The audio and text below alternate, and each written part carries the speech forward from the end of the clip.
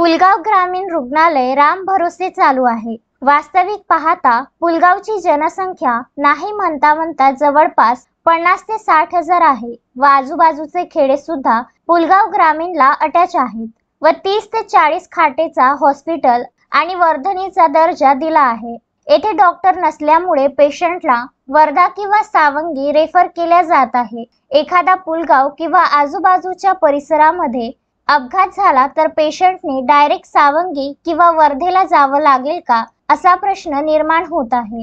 हे बंद करायला तुमचं चला इकडे हे दोन पेशंट आहेत त्याच्यासाठी इथे तुम्ही फक्त अवेलेबल थांबा। तुमच्या भरोश्यावर तुम्ही इथे ठेवू नका आता पेशंट बंद करून द्या ताला लावून द्या ताला चला हे मोठ्या औषध तुमचं करणार हो त्याला तुमच्या पेशंटला इंजेक्शन लावायचं आहे इंजेक्शन आता जे काम करायचं तुम्ही करून घ्या पण तुमच्या भरोश्यावर करायचं तुम्ही सांगा नसेल करत तर मग ताला लावून द्या आणि पेशंट सुद्धा इथं अंदर आहे।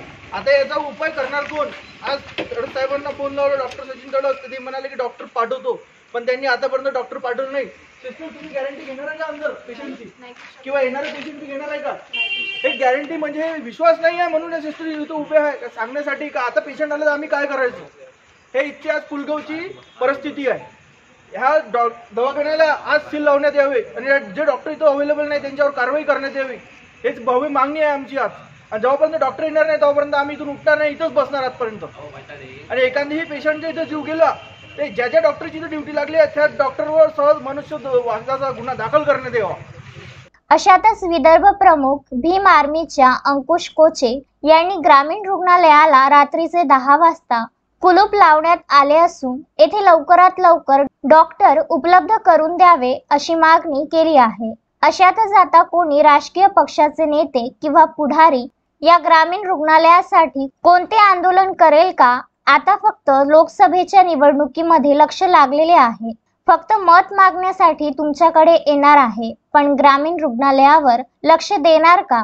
वर्धा येथे मेडिकल ऑफिसरला फोन केले असता मी डॉक्टर पाठवतो व 2 डॉक्टर पुलगाव ग्रामीण रुग्णालयात तेव्हा पाठविण्यात आले असता ते दोन्हीही डॉक्टर मद्यपान अवस्थेत दिसून आल्याने पुलगाव पोलीस स्टेशनमध्ये त्यांच्या विरुद्ध गुन्हा सुद्धा दाखल करण्यात आला। अशातच भीम आर्मीचे विदर्भ प्रमुख अंकुश कोचे यांनी राजकीय पुढाऱ्यांना विचारणा केली आहे। तुम्ही इथे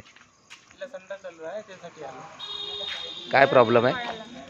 मग इथे काय काय वाटलं तुम्हाला दवाखान्यात आला? डॉक्टर नाही ना त्याच्यामुळे मग आता तुम्ही कुठे चाललाय? कुठेच नाही आता इथेच थांबणार आहे किती डॉक्टर येईपर्यंत। डॉक्टर येतील म्हणून तुम्हाला भरोसा सपोज डॉक्टर थोडी वाट पाहणार। सपोज डॉक्टर जर नाही आला आणि तुमच्या मुलीला जर काही झालं त्याला जबाबदार कोण राहील हे सांगा। डॉक्टर कुठले? इथले ओ इथले म्हणजे कुठले? ह्या दवाखान्यातले पुलगाव ना। हां मग असं सांगा ना सरकारी दवाखान्यातले कोणाला आणलं की बरं डॉक्टर नाही ना अवेलेबल मग कोणाला दाखवणार? काय झालं